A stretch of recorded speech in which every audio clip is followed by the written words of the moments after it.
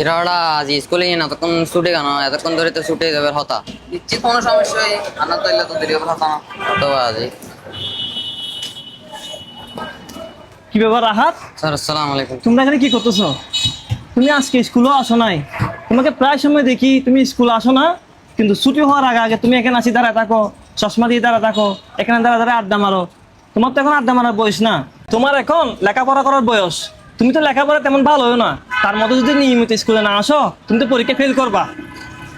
Sir আমি কিভাবে fail করব? আমার আব্বা হল স্কুল কমিটির সভাপতির ছেলে কখনো ফেল করে?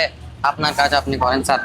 সভাপতি ছেলেরা ফেল করে না? হ্যাঁ স্যার। ভালো মতো লেখাপড়া না করলে সবাই ছেলেরা ফেল করে, সেটা সভাপতি হোক সেটা লেবার হোক, যার ছেলে হোক না কেন, লেখাপড়া করতে হবে ভালো করে, বুঝছো?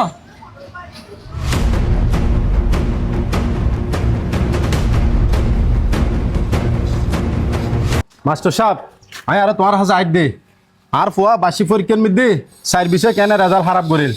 আমি বলতে স্কুল কমিটির সভাপতি জন্য যদি আর ফুয়া যদি চার বিষয় রেজাল্ট খারাপ করে আর মান সম্মান কিছু আছে না, আর হনিকার মুখ দেখাইতে জুম না। সভাপতি সাহেব অনেক নল্লাই আর বাসাত কাজটা লাগুন, ওনার ফুয়া তো শুধু আসার জন্য খারাপ না করে, ও আরো সাইসার জন্য মিলে খারাপ করছি, আর ও খারাপ না করে হন করিব। ও তো লেখাপড়া আমি তেমন ভালো ন, তেমন মনোযোগী ন, ও ঠিক মতো স্কুল তো নয়।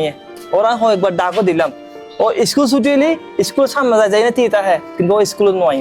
ও আরো হদে আয় সভাপতির ফুয়া, আয় কেন ফেল করছুম, আয় তো অবশ্যই ফার্স্ট করছুম।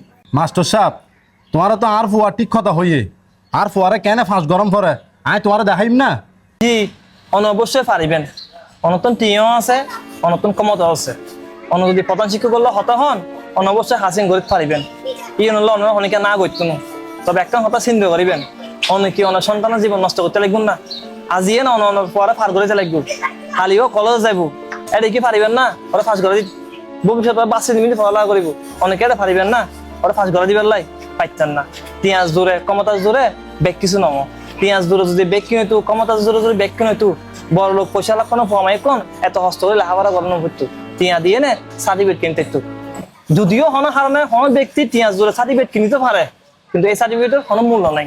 বাস্তব জীবনে মেধি যাই না, ও প্রত্যেকটা হাজে মেধি বাধাগ্রস্ত হইব। আর এখনো সময় আছে, ওরও হন অনেক ভালো করে লেখাপড়া করিবার লাই। লেখাপড়ার মেধি তো অনেক বেতে বেত নাই, যে ভালো লেখাপড়া করিব ও ফাঁস করিব, আর যে লেখাপড়া করতো না ও ফেল করিব। এবার যার ফুয়াইবক, এবার সভাপতির ফুয়ক, এবার রিক্সাওয়ালার ফুয়ক, এবার দিন মজুরের ফুয়ক। সভাপতি সাহেব আজও সময় আছে, ফুয়ারা শাসন করো, সুশিক্ষায় শিক্ষিত করো, দেহে বেদে একদিন ও তোমার মুখ উজ্জ্বল করিব। শুনুস না মাস্টার সাহেব কি হইয়ে হতা কিন বালা মতো কি আল্লাহ, তুই আবার একই কেলা সত্তা আবি দে, একই কেলা সত্তা হিনে ফাঁস গড়িয়ে না উড়ের কেলা সত উড়িবি দে, লেখাপড়া করিবি দি নিজের যোগ্যতা দি না, বাপর যোগ্যতা দি লেখাপড়া নকরিবি।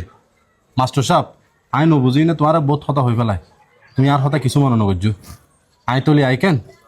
আসসালামু আলাইকুম। ওয়ালাইকুম সালাম। শিক্ষাই জাতির মেরুদণ্ড। আসুন আমরা আমাদের সন্তানকে সুশিক্ষায় শিক্ষিত করি।